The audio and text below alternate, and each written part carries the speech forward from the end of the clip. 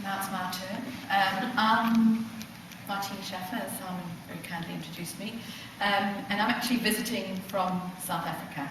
We're on a whirlwind trip of the USA, and I represent an organisation called the Homecoming Revolution. And the interesting thing for us in the US has been a kind of reluctance when we go Homecoming Revolution, because everyone's kind of going, oops, we're not going home. And that's absolutely fine.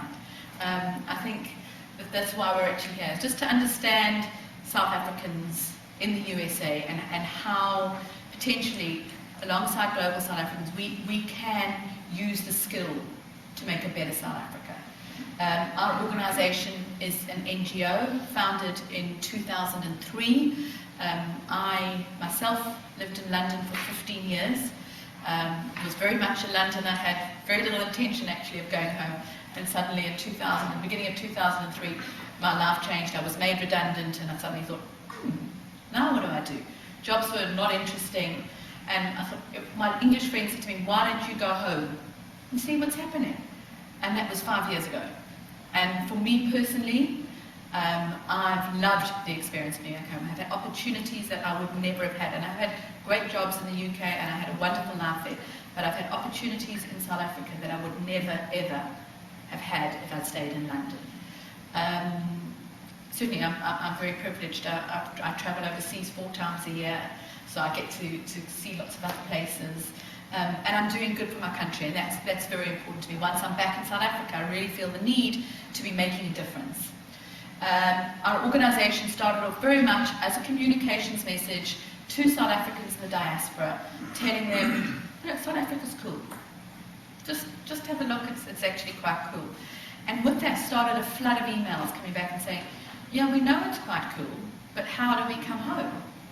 And that's when I joined the organisation alongside First National Bank, who came on board as our sponsor.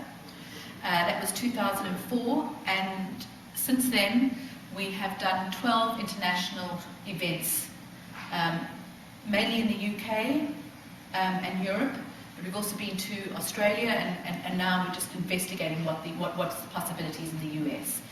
Certainly when we started in the UK, we took over a number of different speakers with us, just to give the ordinary South African living in the UK a different perspective of South Africa, because unfortunately a lot of the news that gets out about South Africa is bad news. The stories they hear from the people back at home are bad news, and actually there's a lot of people that feel very positively about it that are living there.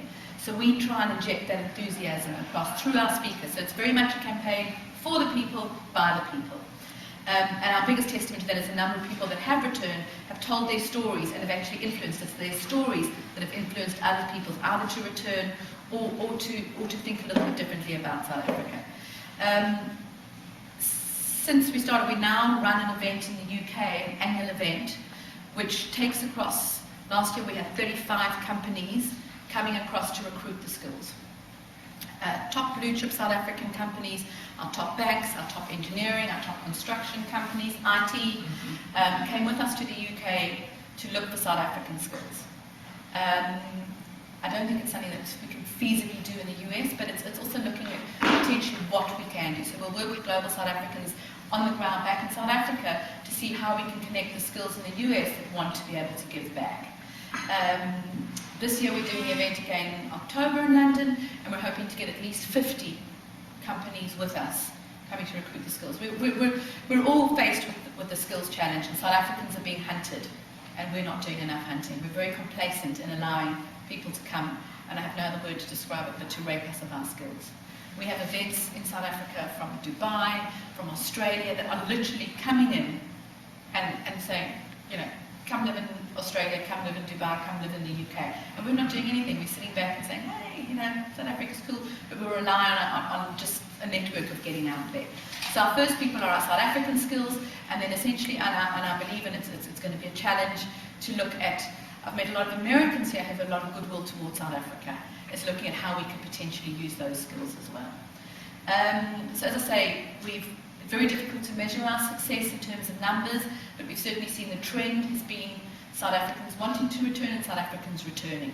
We did recent research with the Development Bank of South Africa, nearly 8,000 people answered the questionnaire, which in research terms is quite a lot.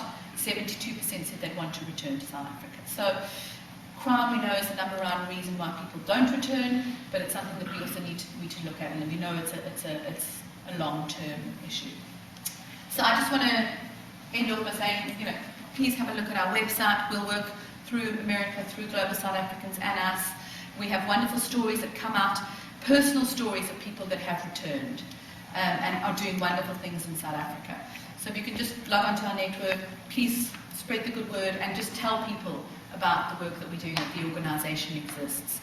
And just, I'm going to end up with someone who came home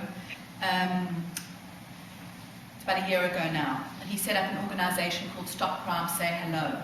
He was tired of everyone whinging when he got back to South Africa about how bad the crime was and doing nothing about it and expecting other people to take responsibility.